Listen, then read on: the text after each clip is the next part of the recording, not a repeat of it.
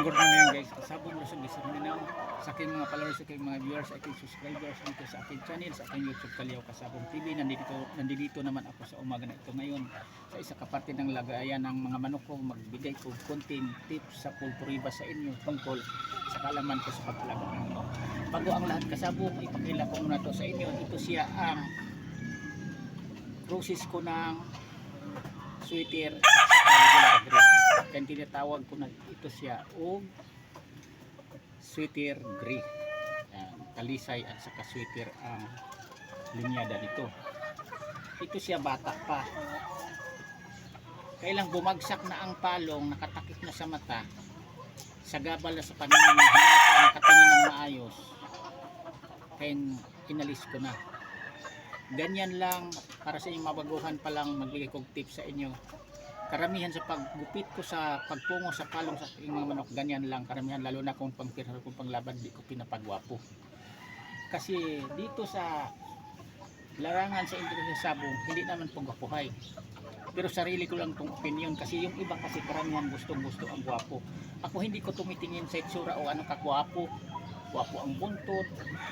Hindi ko tumitingin yan. Ang titingin ko sa sarili kong palahi ng manok, ang score, ang performance nila, kung alin ang nagbigay sa akin ng linyada na lamang sa panalo kaysa talo, yan ang permanente ko nga pinadami. Yan ang sikreto ko yan, may bibigay sa inyo. Anuhin mo natin ang pagapuhan sa isa kamanok kapag madalas naman tayong natatalo. Dito na lang tayo sa simpleng tingnan lang. Sa pagmumukha lang naman niya ang hindi gwapo, pero mahusay gwapo namang mamalo. Kasi mayroong manok na mukha lang ang gwapo pero pangit namang mamalo. May manok na simpleng tingnan lang.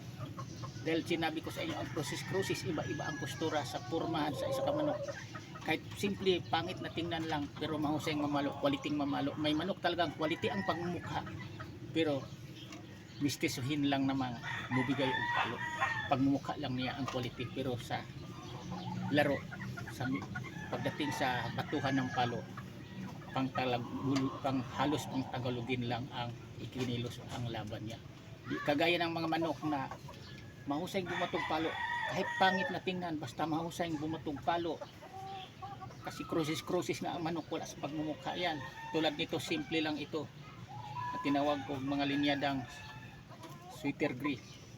Pero lamang ito sa panalo kaysa talo. Kasi karamihan sa nakakuha dito sa totoo lang ng mga linyada nito at tinawag kong sweater gray, sa nakakuha sa akin, kasi nagbinta din ako kung marami na talaga ang mga manok ko. Sa nakakuha sa akin, sila ang makapagsabi niyan, binalikan nila ang linyada na nakuha nila. Kasi pinagcha-champion ang mga laban karamihan sa mga manok ko. Di maiwasan may talo, pero ilan-ilan lang lamang ang panalo kaysa talo. Kaya ako nagsasabi lang ko dito sa totoo sa aking channel, sa aking YouTube Kalyaw Kasabong TV, sa aking mga content tungkol sa pag-alaga ko ng manok, pagpalahi ng manok. Kasabay talaga sa labanan sa manok ang pagkatalo. Mayroon talaga yan, di maiwasan yan, kasi hindi tayo magsasabong pag tayo natatalo. Lagi natin tandaan, pero pinaka-importante dito na di tayo lagi talo, di tayo madalas natalo. Mas maganda pa, minsan-minsan tayo natatalo, madalas tayo nanalo. Yan ang pinaka-importante dito sa pag-alaga ng manok. Kasi dito na ako nakaapo, nakapagpatapos ang aking mga anak sa pag-alaga ng manok. Hindi ako tumitigil, kasi itong mga manok ko, kaya ginawa ko itong content, pinakita ko dito sa social media, kasi hindi ko to ikakahiya ang pag-alaga akong manok, dahil malaking bagay ito ang aking manok, dahil marunong akong magdala sa sinasabi na laro, sugal, sabong. Hindi ko itong ginagawang bisyo, ulitin ko sa inyo, ginawa ko lang itong libangan. Kaya kung minsan nagbinta ako dati nung mga maliit pang aking mga anak, nag-aral pa, parang mabili ang pangailangan nila, project, uniform. Yan ang katotohanan dati niyan. Kasi ang pagpaaral dati nung mga anak ko hindi pa libre. Sa ngayon okay na ang mga magulang, kahit sabong na yung iba dahil nandiyan na ngayon ang libre ang pagpaaral sa college. Kunti na lang ang gagastos. Hindi katulad dati nga sagot mo lahat ng mga magulang sa mga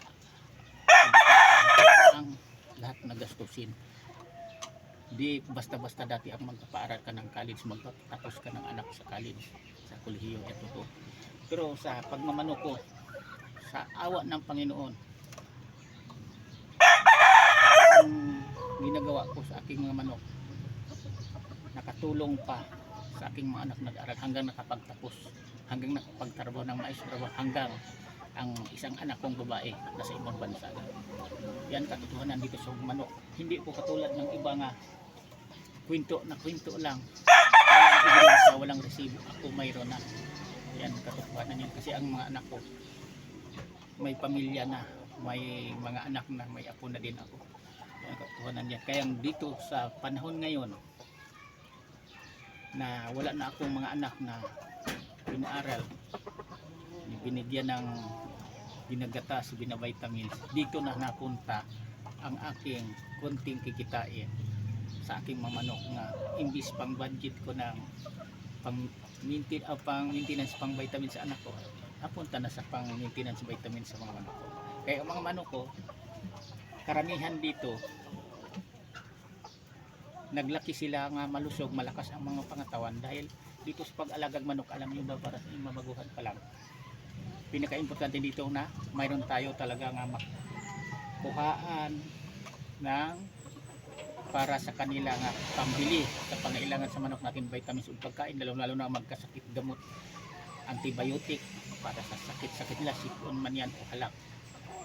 Yan ang katotohanan yan. Hindi basta-basta lang na basta alagang-alaga, pakain na pakain lang tayo, maproseso ito. Pag-alagang manok, dito pwede, dito kagaya ng mga native dati sa probinsya nga, saboy-saboyan mo lang kanong isaboy mo, kahit ano lang ng sapal ng niyog, ano lang, balanghoy, kumakain. Pero dito sa mga Texas, hindi mabubuhay ito pag ganun ang gagawin natin.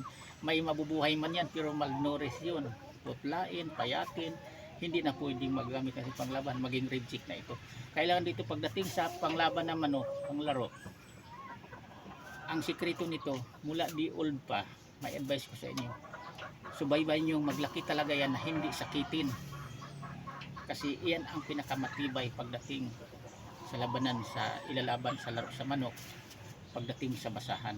Ang manok na hindi sakitin, halos dubli ang buhay. Kaya ikumpara mo sa sakitin na manok, parang sa tingin ko parang dubli ang buhay. Matagal na patayin ang manok, tagal matalo, matapos ang laban kapag sakto sa kondisyon ng manok, sakto sa alaga, tapos quality, tapos naglaking hindi sakitin.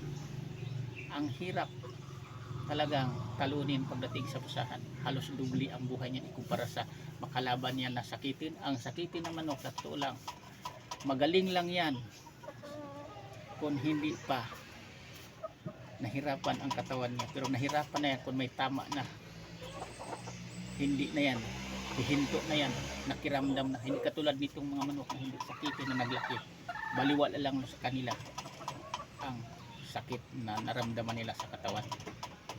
Lalo itong nasasaktan, lalong tumatapang, lalong nanggigigil, lalong lumalakas. Yan ang katotohanan yan. Hihinang-hina ito kung patapos na ang hininga nila, patapos na din ang laban, matatalo sila. Pero kung ito ang siswertihin sa bayan ng araw na yon na sila ang manalo, sandali lang tapusin ang laban, panalo kagad nila ang laban, hindi patagalin. Yan ang katotohanan yan. Yan lang, sana mayroon kayong matutunan ng mga baguhan pa lang. Yan, bukas ulit naman, ibang topic, ipapaliwanag ko sa inyo. Kung nagustuhan malan niyo ang aking mga content, tulad ditong content ko ngayon i-upload sa aking channel, sa aking YouTube, Calio Casabog TV. Sa mga baguhang nanonood, paki-subscribe, paki-share para nga dyan lang na para maipaabot natin sa bawat isa natin ka mga baguhan na magsimulang mag-alagag manok na mupasok sa sabo, na ang pag-alaga ng manok nagkadepende sa atin para di tayo puro talo, makamit natin ang lamang tayo sa panalo kaysa talo. Yan lang, bukas uli, thank you, bye bye.